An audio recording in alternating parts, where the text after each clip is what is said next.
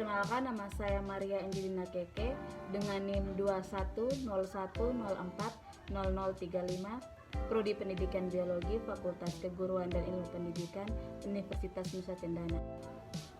Jadi di video kali ini saya akan menjelaskan materi mengenai pengembangan alat evaluasi. Yang pertama ada pengertian evaluasi pembelajaran. Nah, pengertian evaluasi pembelajaran adalah suatu proses dalam mendapatkan informasi secara menyeluruh serta berkesinambungan mengenai proses serta hasil dari sebuah kegiatan yang dilakukan oleh seseorang, yang nantinya dapat dijadikan sebagai dasar dalam penentuan lebih lanjut. Yang kedua adalah prinsip evaluasi pembelajaran.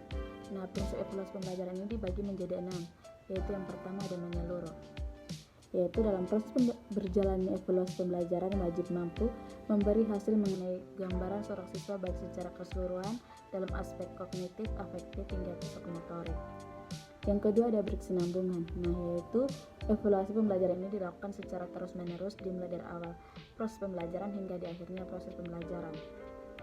Yang ketiga ada objektif, yaitu menilai dengan apa adanya yang sesuai yang terlihat. Evaluasi pembelajaran harus dapat menggambarkan kondisi siswa apa adanya, tidak dibuat-buat atau penilaiannya tidak sesuai dengan realita yang ada. Yang keempat ada valid, yaitu hasil dari dilakukannya evaluasi tersebut digunakan untuk menggambarkan kondisi siswa sesuai apa yang sebenarnya terjadi pada siswa yang menjadi objek berjalannya proses evaluasi tersebut. Yang kelima ada reliable, yaitu evaluasi dalam pembelajaran wajib dan harus dipercaya serta bisa menggambarkan kondisi para siswa secara berlanjut terus-menerus meskipun dilakukan oleh pihak yang berbeda dalam waktu yang berbeda pula. Yang keenam ada edukatif, yaitu dilaksanakannya program evaluasi dalam pembelajaran diharapkan dapat memberi dorongan dalam mendidik para siswa. Hal ini digunakan agar para siswa lebih semangat lagi dalam belajar. Yang ketiga ada kedudukan evaluasi dalam proses pendidikan. Secara keseluruhan, kedudukan evaluasi pendidikan akan muncul pada saat yang pertama, pada saat awal kegiatan pendidikan. Evaluasi ini bertujuan untuk mengetahui tingkat kesiapan dan kemampuan peserta didik sehingga memungkinkan tenaga pengajar menyusun rancangan pendidikan sesuai dengan peserta didik dengan selalu berpijak pada kompetensi yang akan dicapai. Yang kedua, pada saat proses pendidikan atau belajar mengajar sedang berlangsung. Evaluasi ini dapat berupa evaluasi proses pelaksanaan pembelajaran dan komponen pendidikan. Melalui proses diawali pada tahap pertama pembelajaran dilaksanakan dan secara runtun sampai pada akhir pendidikan. Yang ketiga, pada akhir kegiatan pendidikan atau pembelajaran. Kegiatan ini dimaksud untuk menentukan tingkat pencapaian peserta didik dalam belajar. Evaluasi seperti ini dapat juga dilakukan pada akhir satuan mata pelajaran. Yang keempat, ada instrumen evaluasi pembelajaran. Nah, di sini yaitu tes sebagai alat penilaian hasil belajar. Tes sebagai alat penilaian adalah pernyataan-pernyataan yang diberikan kepada siswa untuk mendapat jawaban dari siswa dalam bentuk lisan atau tes lisan, dalam bentuk tulisan atau tes tulisan, dan dalam bentuk perbuatan atau tes tindakan. Tes pada umumnya digunakan untuk menilai dan mengukur hasil belajar siswa.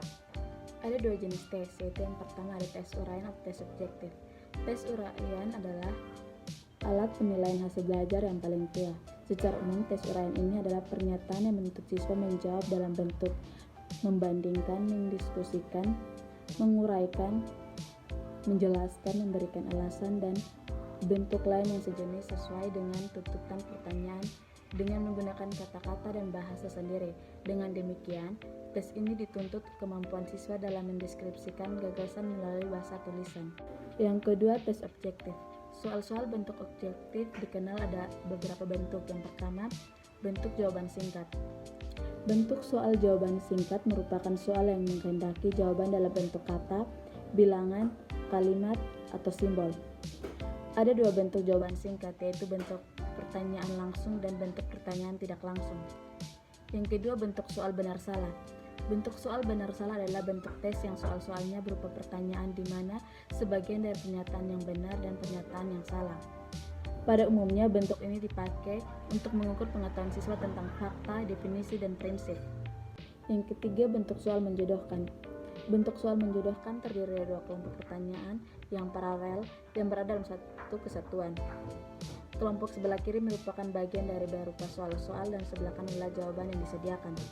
Tapi sebaiknya jumlah jawaban yang disediakan lebih banyak dari soal karena ini akan mengurangi kemungkinan siswa menjawab yang betul dengan hanya mendebak.